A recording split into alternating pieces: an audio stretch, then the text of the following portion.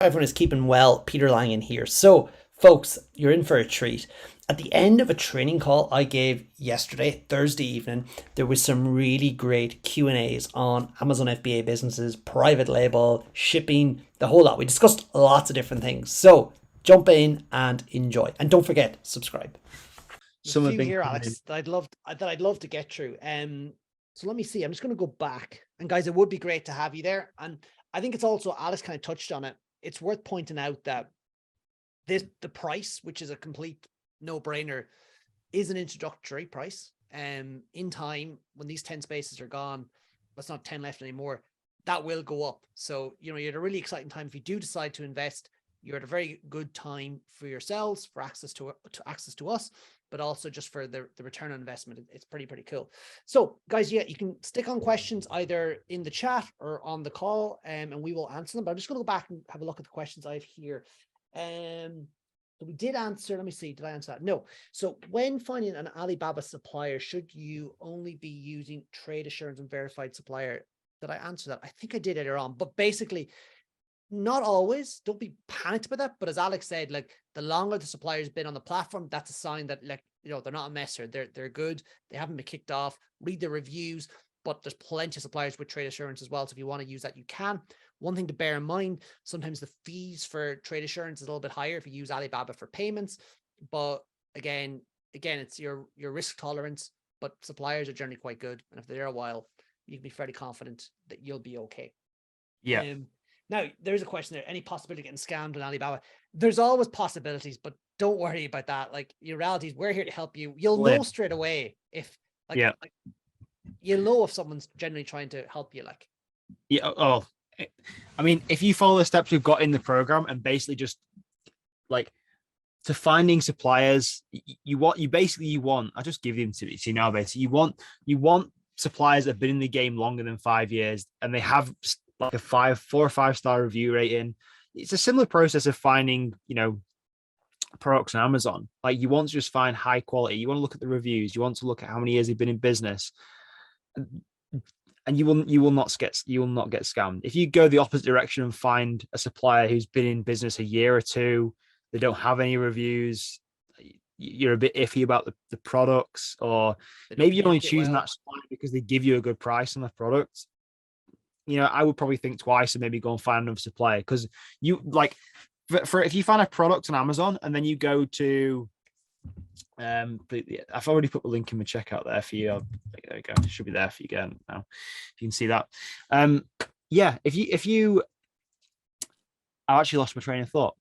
But yeah, sorry. If you follow the advice of just finding 5 star product, 5 star supplier reviews, and someone who's been in business over 5 years, that is more than enough. But again, just because a supplier may offer you the cheapest price on a product, don't just take that as set in stone. And as well, when you find a product on Alibaba, never take there'll be a price on Alibaba straight away. It'll say, $5 for between 1 and 100 units, and then it'll be another price for over 500 units. Never take that price as concrete, because you can negotiate with suppliers. This is the whole point of the scripts we have. Like, they're designed to build relationships with suppliers to help you get better pricing in the long run, because that's what you'll learn with the Chinese and people in that area of the world. Their whole ethos is relationship building and helping other people, and you'll see that when you start communicating with them. They want to go the extra mile for you, and if you can do that through the written word, through communicators, like through through written messages that are actually well thought out and not just, can you give me a price on this product, they will go the extra mile for you and you will get a better deal longer term. That's what I found anyway. And as well as that, Alex, like, they'll know you're serious, because, like, obviously you're communicating them, asking them questions, like, not just like, hey, how much is this? You're asking them very set questions, which, like, you don't ask those questions unless you know what you're at. Also worth pointing out, like, you actually become friends with your suppliers. Like, I have some suppliers that, like, as I said, a week ago, my wife had a baby. I sent her a picture of the baby, like, and she was, delighted. And I know she had a baby about 2 years ago, and she was sending me pictures. It's strange. We don't always talk about babies, but it gave me the idea. We build that relationship. And I remember, like, when there was a problem with cartons in the order, like, it took an extra 10 days, but she sorted it, and just they go that extra mile, because in China, as Alex said, it's so important, that relationship. So I think don't treat them negatively. Be positive with your supplier, because you rely on them for a quality product. And also, like, sometimes people say, oh, I try to negotiate the lowest price possible. I often find, for the extra small amount, pay that bit extra, let them go that extra mile for you. Because sometimes in China, they will make the product for the lower price, but you're obviously sacrificing something there. So really go on quality long term and build that relationship and work with them, and always talk about that future partnership. And they really like that. The next question here: can we order wholesale products from China for US market and use Amazon logistics? Okay, so first things first, what we're teaching here and what we do is we don't teach people to order like, this product is already in existence, let's order it. We look for products that we can put our own brand onto, and then we order that. And yes, we can ship whatever product or package we put together. Because sometimes we add 2 items together and make a pack, like an offer. That's part of our value add. We don't always do that, but sometimes we do. We can send that to the US using Amazon Global Logistics. Yes, you can use other freight forwarding companies should you wish. There's nothing to stop you. You can use 3PLs, which are third-party warehouse, to store your products before they go into Amazon. These choices are always there. I just find Amazon Global Logistics a really handy way of getting the product directly to Amazon. But again, every product's different. Maybe you don't want to do that. That's absolutely fine. We can work it another way. So then we send to third party in US from China. Yeah, as I said, you can do that, or you can send it straight to Amazon. The options are there. How wholesale works. So I kind of covered that. Not too sure how to sell in other markets. Like, do I need a company in Germany to sell or get a VAT number? And can I send stock to Amazon from them? Okay, so basically, first of all, I'm not an accountant or whatever, but I can give you my advice based on what works for me and what I know works for others. Okay, so if you want to sell in the UK, or you're based in the UK or whatever, you have to, I would just recommend selling the UK full stop. I would not do it, or any other market if I can help it. What I actually recommend, what me and Alex actually teach, is to have a UK based entity, which basically means a UK limited company. Okay, so if we're sending goods to the UK, I like to import them into the UK from China, right? Now, there's 2 ways to sell those goods into Europe. Okay, number one, we can now, it did stop for a while due to Brexit, but it has been resolved. The market always finds a way. Business people will sort things out.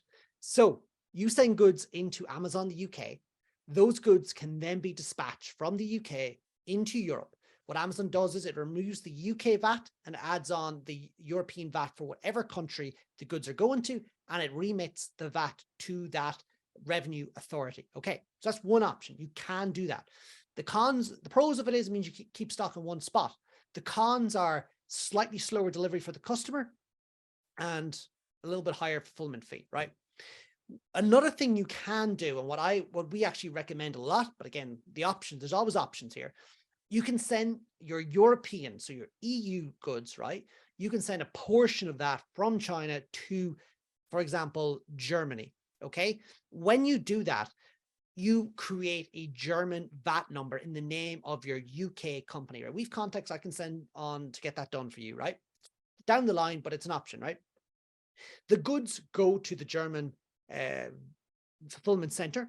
From there, they are shipped to your EU customers in any of the European marketplaces. Now, Amazon has fulfillment centers in more European countries than Germany, but the problem is, if you tell Amazon, move the goods around, yes, the customer gets it quicker, but you as the seller become responsible for VAT. So if my goods were sent to Spain and then a Spanish customer buys them, I have to pay Spanish VAT every month or every 2 months, whatever the return period is. But if it's sent to a German customer, I have to pay German VAT. If it's sent from an Italian fulfillment center, I pay Italian VAT. Basically, it becomes a little bit of a nightmare. Yes, Amazon has programs in there to take care of that and things like that. But the reality is, I like to keep it simple. So I like to have 1 or 2 VAT numbers, definitely the UK, and if another one in Europe, Germany. And I tell Amazon, keep all the stock in Germany. Don't shift it from there. That means every 3 months, I just upload a report. It tells me how much money I have to pay to the German VAT authorities, and it takes the money via direct debit. So that's how you do that. So it's not too bad at all. I have Europe VAT. Can I sell in UK and US?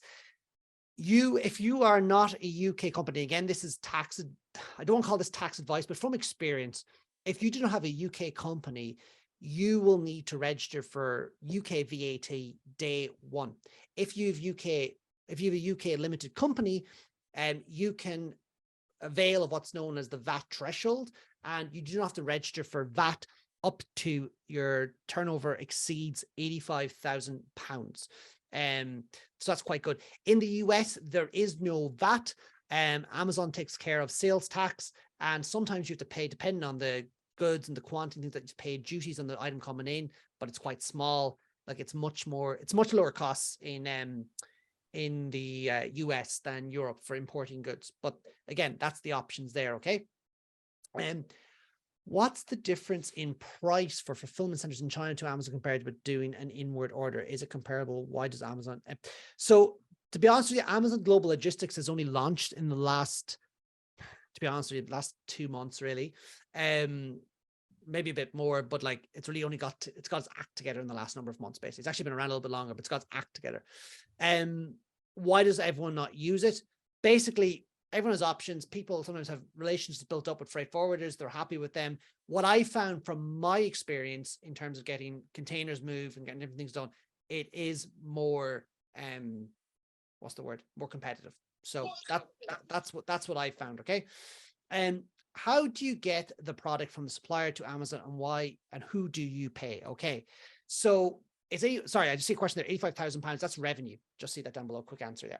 Oh, thanks, Alex. I see you answer it. So basically, to get the product from the supplier to Amazon, there's a few ways. Okay, as we suggested, you can use Amazon Global Logistics, or you can use a freight forwarder. It doesn't matter. I can recommend good freight forwarders as well. The goods get made in China, but they can be made anywhere. But let's just say China in this case, right? That's where the majority of goods are made. And what you can do is you can actually get the freight forwarder or Amazon Global Logistics or whatever to pick up what's known as either, well, if the item is small enough, you can send it via air directly to Amazon. So I think that's where the dog whistles were sent via air. But generally, that's not the case. So you would need to get the item picked up in China, and it would be either a less container load, an LCL, which is like, not a full container, or it could be full container, which is either 20 foot or 40 foot. Okay, so the goods get loaded into whatever configuration they're coming in, and the freight forwarder or Amazon Global Logistics, which is utilizing freight forwarders on scale, bring the goods from China to the fulfillment center. So you create what's known as an inward order in Amazon. They scan the item when it comes in, and that puts into stock tied to your account. And then suddenly it's available for FBA, which basically means Amazon pick and pack your item and send it out to the customer and deal with any issues the customer has, like if they need a return or whatever. Amazon deals with that, and you get really good shipping rates to consumers. And it's just done like that, like really, really quick. You can be selling 30, 40, 50 units a day, and you don't have to do anything, right? Now, what you can do as well, if you want, you can have the goods shipped to your own storage facility. So if you're, for example, in the UK, you can have the goods shipped to the UK, to your warehouse or to a container, wherever, it doesn't matter. And you store the goods there. The advantage of this is you have very low storage costs because you're storing them in a container. But when you want to send the goods into Amazon, you go into your Seller Central, you create what's known as an inward order. Amazon generate a label, like sometimes it's £2.20, £2.80 to send a big box with UPS into Amazon. It's amazing rates, to be honest with you, but sometimes it's a little bit more, £6, £7, but still it's very good. And then they pick it up into Amazon. About a week later, it appears in your account and you can sell the item. So that's how, there's the different options for getting goods into Amazon. It's worth pointing out, that's okay if you're, in the UK, like, so you can actually, if you're selling to the UK and you want to sell that into the UK market, that's fine, right? But think about it, if you're in the European market and you don't really want to warehouse yourself personally in GB or in the UK, because you're sending the goods in, you're paying UK VAT, tax, blah, blah, blah, and you're sending it out again, you're paying more VAT, tax, all this. You don't want to be doing that. So you want to be sending the goods straight to Amazon, ideally in those other markets, or using a 3PL, which is like a warehouse pre-Amazon. So you don't want to be paying duties when you can avoid it, right? That's worth pointing out, right? Let me see. I think, guys, I think that's all the questions. Do people have any other questions? Yes, fire ahead. I don't know your name. Yes, help.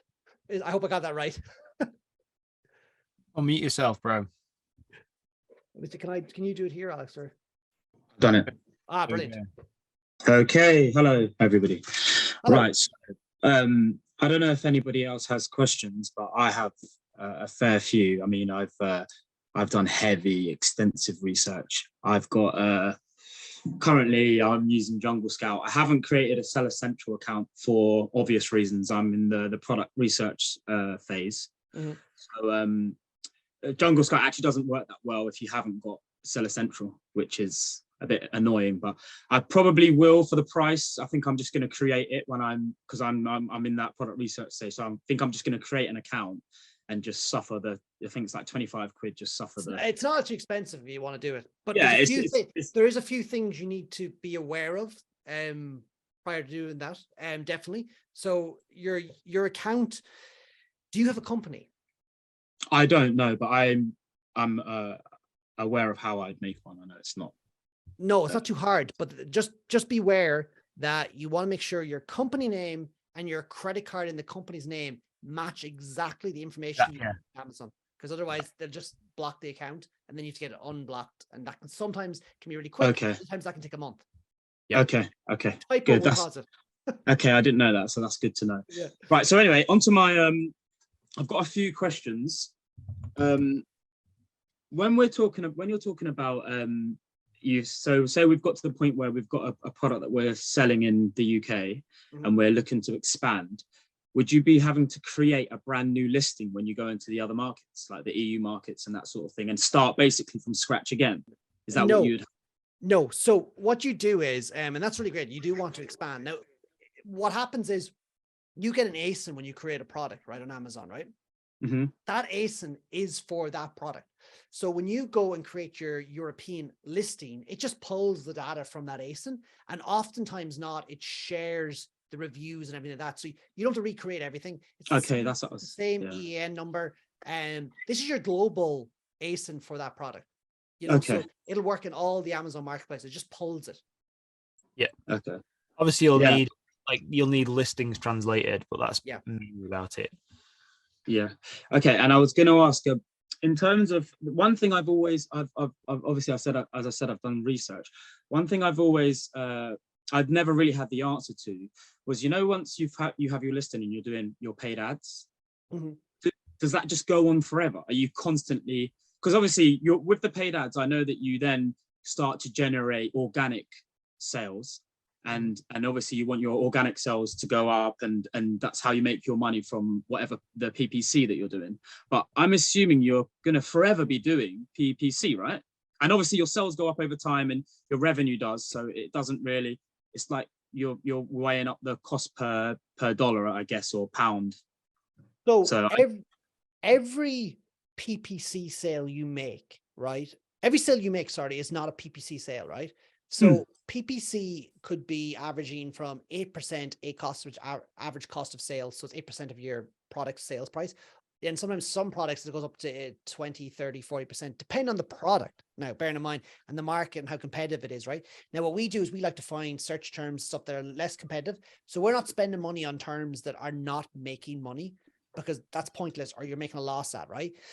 Once you've identified that after, a series of auto campaigns and different types of campaigns, you can turn some of them off if they're not performing, but you leave the ones that are. The idea is you never turn them off, and it all just pools together. So in a calculator I actually like to leave a cost at 20%, and just put that as my kind of like, that's what it'll cost. Sometimes it's less, sometimes it's slightly more, but I average it out. And then I'm also making a number of sales, quite a number of sales that aren't PPC at all. You get them through a really good optimized listing, through, like in terms of search terms, in terms of, features. Where you're listing features on pages and. Yeah, it'll feature anyways automatically. And then because if your BSR is ranking good, it'll get pushed up. If it's converting well, like I remember dog whistles, again, come back to dog whistles, like I remember that had a sales page percentage, I think of the term, of 50%, which meant that 50% of people that came on to that page bought. So Amazon showed it to a lot of people. But I did PPC on that. And actually, funny enough, you should say that £2,271, 43 pence. I know, because I've said it a lot. That actually had flip all PPC spent. There was so little. I was going to say then, like, I think a lot of people get into this mindset of thinking when they launch a product on Amazon, or if it's their first or their third or fourth or fifth product, they think they have to do Amazon PPC. Like Amazon PPC is part of the launch process or whatever. I've found completely opposite, and Peter may agree with me this or not, but like some products literally do not need PPC spend. Like they just get pushed in Amazon enough. And as soon as you get, say, for example, Amazon's bestseller badge and things like that, like all these things just account for more people seeing your product and then obviously buying the product. There are obviously in some cases where PPC has helped my products and made more sales, but it's not the case. It's not like you need PPC for this to succeed. Like once a product has grown organically and you start getting decent reviews and things like this, it's just a flywheel in itself and just generates its own traction. Compounds, nearly, you would say, Alex. Yeah. Right, and another question, if you don't mind. Fine. Okay. Everything that everybody or all of the people that I've looked at, all of the research that I've done, there's always a huge disparity between the UK and the US market in terms of what people are earning. And I know when it comes to like, I don't know, like getting reviews, say you had like friends and family, let's say, to review your product or buy your product and review it, that's going to be a lot harder. It's impossible if you were selling in the US, if you know what I mean, because they won't see your listing because they're buying in the UK, right? So anyone can buy a product anywhere. So you can buy a product and ship it to friends in the US. You can buy a product in the US and ship it to the UK if you want in some cases. The reality is I actually don't get hung up on reviews. Some people get really hung up on reviews. Like, and we're going to experiment with different things to encourage more reviews. But the reality is, like, if we examine the market, right, if we really look at the market and we discover that a product has a pretty terrible listing, or it's not FBA and it is actually only FBM, and we can really come in here and maybe offer more value or a better price, and or a series of those things together, right? The reality is we're going to make sales. So the reviews will come naturally if we build a good product. We don't need to be like, you don't need reviews to make a sale. Like every product I've launched has started with 0 reviews. And I have not, like once I remember I got a friend to review a product, and actually that product didn't work out for me. This was years ago. And to be honest with you, never again. And funny, it's actually against Amazon's terms of service. No, so I know, yeah. I would be wary because sometimes your friends and family would be on your Wi-Fi or maybe using your machine. And that SHA-256 is actually tied. It's a computer code. So Amazon can work out that was someone that and you can get reported for that. So I would actually avoid that because it's not necessarily needed. Amazon spends a lot of money on I'm not giving out to you, by the way. I'm just saying Amazon spent a lot of money trying to figure out like how to avoid fake reviews. And I know from my own experience, the reviews come. So I wouldn't panic with that. And Alex, I think you'll completely agree. Yeah, and again, they just compound themselves. So the more reviews you have, the more reviews you'll keep getting. Like you'll get maybe 1 or 2 will start trickling in. Once you start getting to maybe 20 or 30 plus, they almost this snowball starts happening. You just start getting loads and loads of reviews, and then obviously that then compounds sales. That compounds, you get a better BSR in a category, so then you get shown for more search results. Like everything just literally just compounds on itself. There are some things I've heard people trying to do with like this basically little tactic of getting friends and family to review things, but I've never focused on that. I never would recommend it either. Same what Peter just said. Yeah, just focus on having a really good product and a really good. Yeah, exactly. That will solve 99% of problems. Like if you have a product and an offer that is far superior to what's already out there for a customer, they will buy your product over somebody else's. Like end of story. And that's all you need to focus on. And that's all we want to help you do. Find the right products and how to get them in at the right price, and then just launch them. That's it. And another thing as well, like I don't know how far you got with your product research, but there are some people who want to almost find these products that do home runs. So products that literally sell thousands out the gate, or like thousands within the first month or whatever. And don't get me wrong, there are products like that, but all we're thinking of doing with this, all we've ever done with our products, right, is try and find products that hit first base over and over and over again, which is why we gave that example of selling 5 units of a product in a day. Because once you start selling on Amazon, selling 5 units of a product that is in high demand is it's such a conservative, easy task, honest to God. And if you can do that and you have 4, 5, 6, maybe more products just running all the time that are making a handful of sales every day, your profits and revenue will compound in a big way. And you won't have these products that are doing, you may have products that do hundreds of sales a day. You may do, but I wouldn't start out with that mentality. I would just, and I wouldn't necessarily look for it either. I exactly, yeah. No, yeah, because the biggest problem you will have, like the first challenge is finding the product, right? You've got to find the product, you get into stock, hallelujah, it's starting to make sales.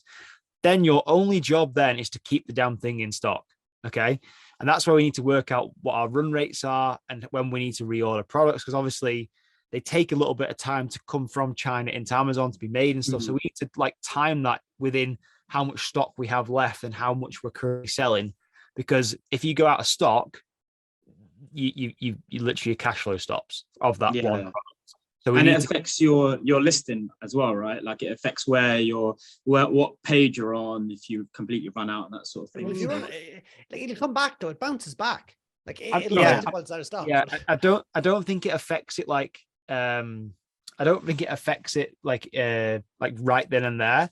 Of course, if product is out of stock for 6-12 months, then yeah, obviously there will be new products that come into the market and maybe overtake you in terms of where your product is ranking. But if you run out of stock for a few weeks, or say for example, my weight benches that we're selling, they come and go into stock, or like I'm just trying to sell them down at the minute. I wouldn't recommend selling weight benches, by the way, anyone. Like they sell, but they're just like big bulky units. I wouldn't bother selling them. They're a nightmare. But they're like a slow burner product, and they keep coming and going in and out of stock. It doesn't hurt them. No, it doesn't hurt them at all. So as soon as they come back in stock, they all sell. Really? So where you're listed, when they go out of stock, isn't massively impacted when they come back in. Like when you look back at the listing and you're like, wow, I was on page 1 and now I'm on page 2. Well, I think what Alex kind of hinting at it's like if it's a year from now, things change, but like short term out of stock bursts a month or whatever. Yeah. No, not really. Like reality, the offer should still be good. The market is still pretty much the same. Variables haven't really changed. You still got a good product. It'll just come back. If you want to spend a little bit more on PPC to push it up, be a bit more aggressive, you can.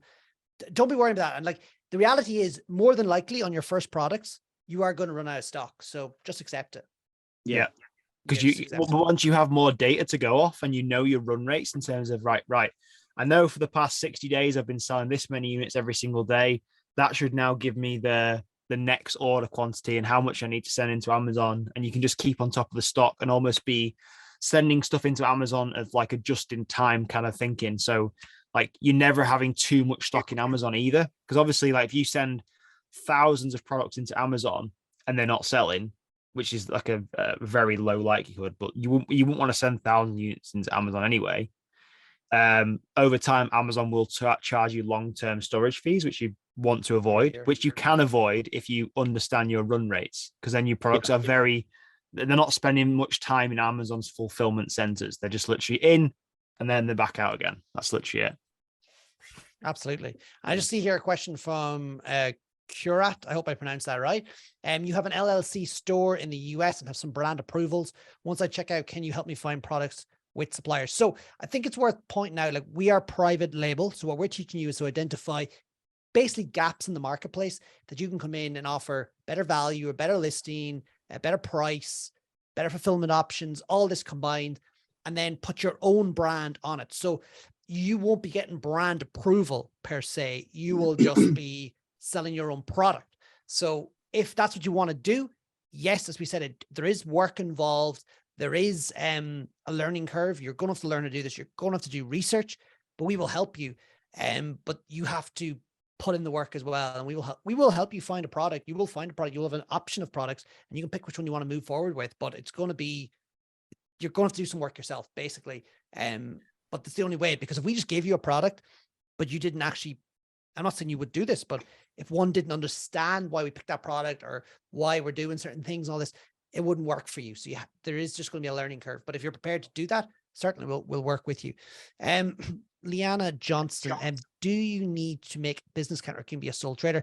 To be honest with you, 100% recommend business account.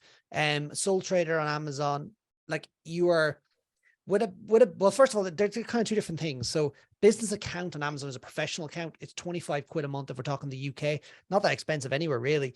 100% have that because you got a lot more account.